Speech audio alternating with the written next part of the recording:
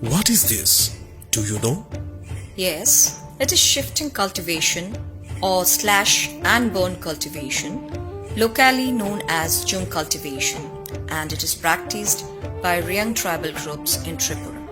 Yes, Riangs. They are the second largest primitive tribal group in Tripura with 1,88,220 population.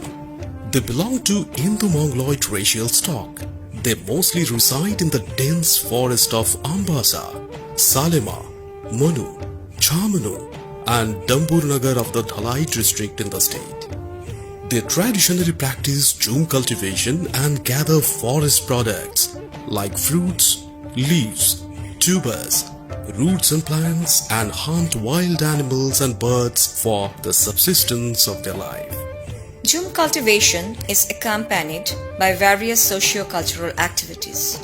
First, they clear a plot of land on a hill slope and reserve it by pitching 2 bamboo poles. Then they worship their deities and sacrifice various fruits and pray for a rich harvest. They sow seeds in the first monsoon showers and grow varieties of crops like paddy, maize, cotton, betel nut, vegetables, banana, pineapple, etc. Rians engage in varieties of activities like collection of edible forest products, hunting of wild animals, birds, fish, etc. Some of them are involved in wage labor, weaving of clothes. Their house types show that they first conduct wooden platforms above few feet from the ground on the slope area of the hill. Then they set bamboo pillars on the platform and construct a roof on the pillars. Fences are made around bamboo pillars. As a reason for the high platform, they can restrict houses from the flow of water and save themselves and their cattle from snake bite and wild animals. Near the Jum field to watch products. Their house usually consists of a single common room with a veranda. There is no separate kitchen stream and take bath there, sin lamps, earthen diyas, etc. They use undulating hilly footpaths, whereas concrete road are rarely found.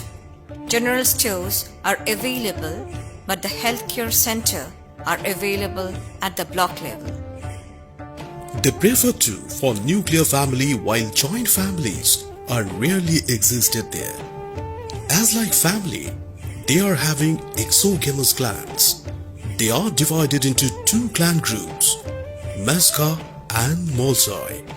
Meska group includes 7 subgroups, whereas Molsoi group is having 6 subgroups. They belong to the clan by birth, and married women become members of their husbands' clans. They are related through blood and affinal kinship bonds. They use kinship terminology like a father as Appa and mother as Amo. They never call the names of husbands and husbands' elder brothers.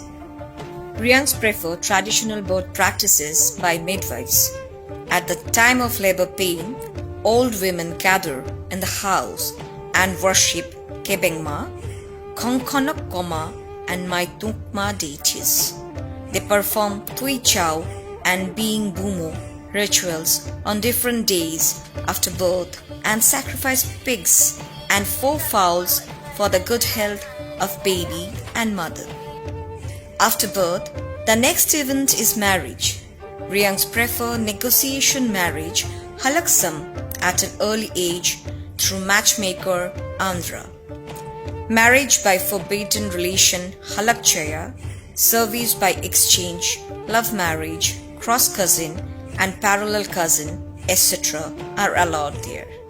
With grandeur feasts and folk dance, Sangruma and Tichamo pujas are organized to celebrate marriage. Rians generally cremate dead bodies on the bank of river. A dead body is buried in case of death caused by infectious diseases. After cremation, they collect residual bones, borok sakma, and immerse these in the river. Their rituals are started before the funeral procession and ended with post-funeral Luklaimon. Then, earthen pot covered with fish and rice is placed at the feet of a deceased person, followed by folk dance. After that, properties are confined among the Sandai, who is his son and grandson. Women have no right to the parental property. Every woman is busy with household works. She has to play the roles of wife, mother, and teacher in family life. She is devoted to caring her children for their upbringing. Mother trains her daughters in all activities like cooking, weaving, knotting, etc. She uses to accomplish her prime duty of cooking, washing clothes, cleaning houses, collecting water, preparing rice beer, husking paddy, collecting fuel, etc. Ryangs are influenced by the Tibeto-Burmese language and speak the dialect Kaupru, which originated from two words, Korok and Borok, meaning language of human. There are no scripts of their spoken dialect. They speak Bengali and eat their traditional food, rice with local vegetables like green leaves, bamboo shoots, roots and pulses. Their special red rice produced in chum fields is so tasty. They eat non-vegetable food items and drink arak rice beer. Traditional implements of Ryangs are dasukai, dama, dosa, dama dosa, and X, which are used for cleaning bushes, cutting forest products, etc.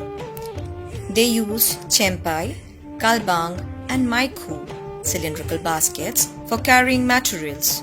Their dresses indicate that men wear merely traditional langut just to cover their private parts, loincloth, and hand-woven turban. Women put on a long piece of colorful cloth, pasra or rinai, to cover their lower part, and a short piece of cloth, risa, to cover their chest. Mostly, Ryang women wear necklaces made of silver or metal coins.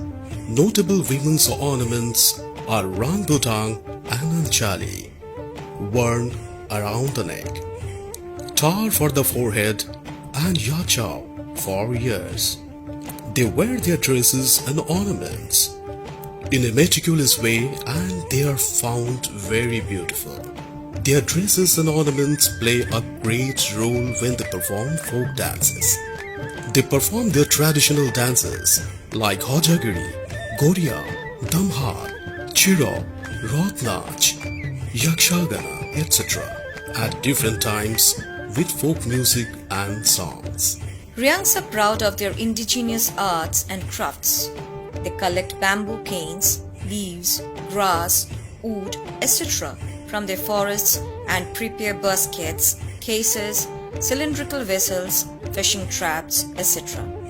Women weave colorful clothes like rinai and risa for women and pandri and kutai for men. Their hand-woven clothes are always demanded by others.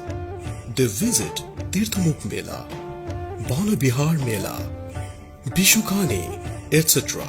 at different times and enjoy. They are enthusiastic to celebrate Goria Puja, Manukma, Kozagari, Vastu Puja, Goria Puja, Ker Puja, Manukma, and Kumaukma for various purposes. They also celebrate their popular festival, Boisu. During their festivals, they meet with each other. They sacrifice traditional cooked food, local rice brew, seasonal fruits, animals, birds, etc. and perform traditional dances. Formerly, the youth dormitory, Duwaino, existed in every Ryang village. Nowadays, dormitory rarely exist, and adolescent boys and girls hardly halt there to borrow knowledge and skills from elders. Instead of the dormitory, there exists community hall that is mostly used by the traditional political head. Chaudhary with other subordinates to work on solidarity, settle their disputes, and organize religious activities. But nowadays, Riangs meet with elected politicians for all problems. Riangs worship Matai Kotor, Toiboma, Kania, and care deities for wealth, availability of water, saving from epidemic and natural calamities, etc. They believe both benevolent spirits like Buraha and Longdrai and malevolent spirits like Sangrangma, Manogma, and Kunogma. They believe that after death, invisible spirits known as Fola are available in their surroundings to create misfortune. Therefore, they worship water, fire, stone, forest, and soil under the supervision of the traditional priest, Okchai, for all well. Riangs inhabit in undulating hilly forest regions and avail better environment. There is no record that they damage forest properties. They collect only dried fuel for cooking purposes. They participate in various plantation programs, but recently, trees in forests are randomly cut down by others. Many floras and faunas are extinct, which hamper the environment. Riangs still believe they are magico-religious healthcare practices, but many of Riangs take herbal medicines from traditional healers Vaidya. He serves herbal medicines like boiled roots of jiran plant to relieve from constipation, leaf paste of yangma plant to restrict bleeding and wound, the leaf extract of khungcha korma to cure from fever, boiled leaves of turkin mondan to cure chronic health problem, etc. Riangs are not holding better educational status. Merely 39.8% Riangs are literate. But nowadays, different schemes are being implemented by government to set up better infrastructure facilities in schools and to give an effective teaching-learning environment for improving their educational status. Infrastructure facilities, teaching-learning process, roles of SMC and parents, etc. in schools of Riang areas are highlighted in this presentation. Almost all schools are having school buildings. Some schools are facilitated with playgrounds, boundary walls, and electric connections. Toilet facility is available but not in better condition. The availability of drinking water is not so good. The medical facility is nil. Schools are having small library but the collection of books is not found adequate. Teaching learning materials are available but the ICT facility is nil. Infrastructure for disabled students is not found there.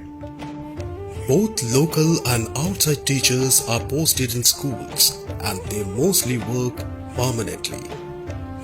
Riang children are habituated to talk their own dialect, Kopru, which is unknown to non-tribal teachers. All books are also written in both Bengali and English, which creates difficulties for tribal students. The number of teachers are inadequate in accordance with RTE Act 2009. Most of the teachers start classroom teaching by asking questions about previous chapters and assessing the understanding of students. If there is any doubt, teachers further discuss in brief for a clear understanding of students. As per the developed lesson plan, they teach with teaching aids, engage students and use local arts and crafts, folk songs, dance, folk tales, etc. for their content understanding. Out-migration of Riang tribes increases dropout of children. As remedial measures, teachers visit the houses of absent students, encourage them and their parents, and organize special classes to fill their curricular gaps. They also occasionally organize PTM and discuss various issues like the improvement of reading-writing skills of children, their concept understanding, their test results, punctuality, their homeworks, etc. Teachers are less privileged to participate in teacher training programs. Training in computer-related activities is totally nil, but they gain basic ICT knowledge through their mobile phones, and they can send and receive emails, download and upload materials, and search educational materials for use in classroom teaching. SMC members mostly belong to the young community. They look after all development activities such as school building, furniture, boundary and gate of school premise, sports facilities, etc. They try to install electric connections, ICT facilities, etc., while they merely watch pedagogical issues. The interference of parents in schools is also very limited. Many parents are busy in their professions and they rarely participate in PMT.